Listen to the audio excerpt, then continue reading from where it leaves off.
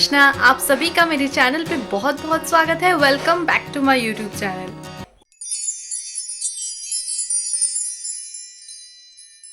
इस बार की तिथि थोड़ी सी अलग है, तो नवमी के दिन ही दशमी की पूजा हो रही है। दशमी की पूजा में हम माँ के घट स्थापित करते हैं, पूजा होती है। जैसे पंडाल में माँ का बोरन होता है वैसे ही घर में भी करते हैं और तिथि अनुसार जात्रा भी हो जाता है। अब जैसे बेटियां मायके आती है तो खातिरदारी बहुत अच्छे से होती है और विदाई भी बहुत अच्छे से होती है, तो उसी की तरह माँ दुर्गा जब अपने पिता के घर आती है तो उनकी स्वागत से लेकर विदाई तक सब धूमधाम से किया जाता है।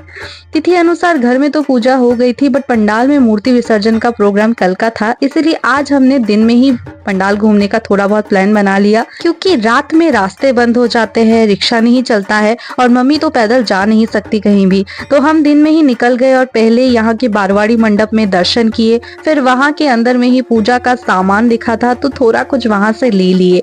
फिर वहाँ से निकल के हम दूसरे पंडाल पे गए, वहाँ दर्शन किए और बहुत सुंदर सजावट था। फिर वहाँ पे देखे कि भोग प्रसाद दिया जा रहा है तो हमने भी प्रसाद ग्रहण कर लिया। फिर उसके ठीक सामने एक और पंडाल था, हम वहां गए और वहां पे दर्शन किए और थोड़ी देर बाद वहां पे भी भोग प्रसाद दिया जा रहा था तो हमने प्रसाद वहां भी ग्रहण कर लिया।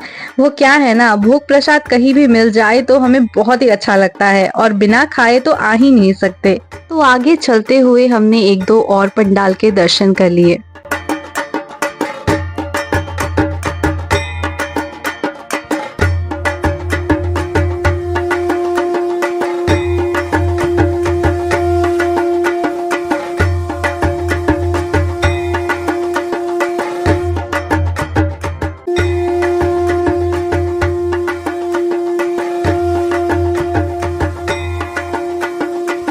घर आते हुए हमने थोड़ा बहुत सामान खरीद लिया। दुर्गा पूजा के टाइम में कुछ ना खरीदे ऐसा तो हो ही नहीं सकता, वरना पूजा पूजा लगता ही नहीं अगर घर में सामान ना आए।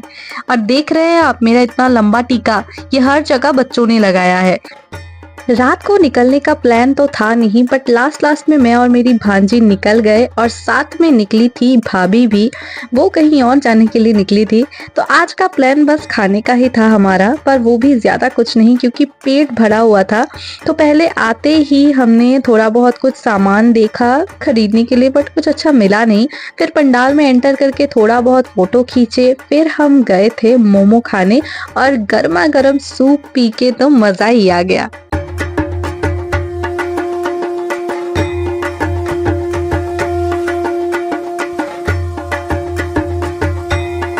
पूजा होने की एक बात मुझे बहुत अच्छी लगती है कि पंडाल के बाहर ही प्रसाद खिलाया जाता है, खिचड़ी हो खीर हो, बस मजा आ जाता है। और हम मोमो खा के निकले ही थे कि देखे पंडाल के बाहर ही खिलाया जा रहा था, तो कैसे मिस कर सकते थे, चले गए खाने। अब कल हमने फुचका मिस कर दिया था तो आज दिख गया, और बिना फुचका खाए दुर्गा पूजा कैसे कंप्लीट हो सकता है भला, तो चले गए वहां भी खाने।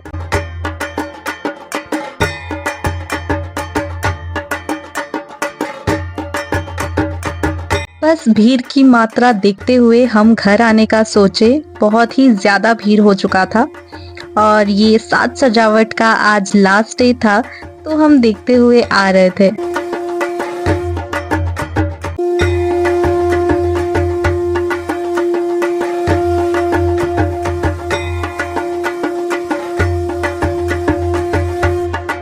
आज है विसर्जन का दिन, इस साल के लिए लास्ट टाइम मिलने आए हैं दुर्गा माँ से, और यहाँ बोरन एंड सिंदूर खेला चल रहा है।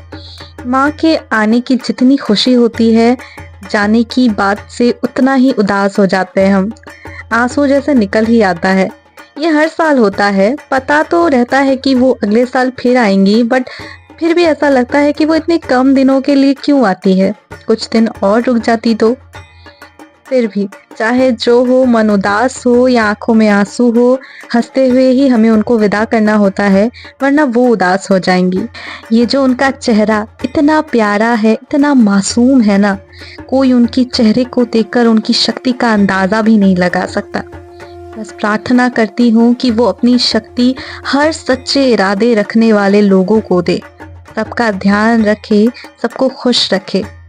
हम ऐसे ही हर साल अपने गली के मोड़ पे खड़े रह के देखते हैं, क्योंकि इसी रास्ते से विसर्जन के लिए मूर्तियाँ लेके जाते हैं लोग।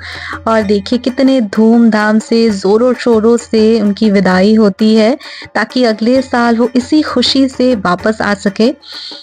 तो कुछ मूर्तियाँ हमने देखी, बहुत सारी तो मिस हो गई, बट कोई नहीं, अगले साल फिर आइएगा माँ, और सबका ध्यान रखिएगा, सबको खुश रखिएगा।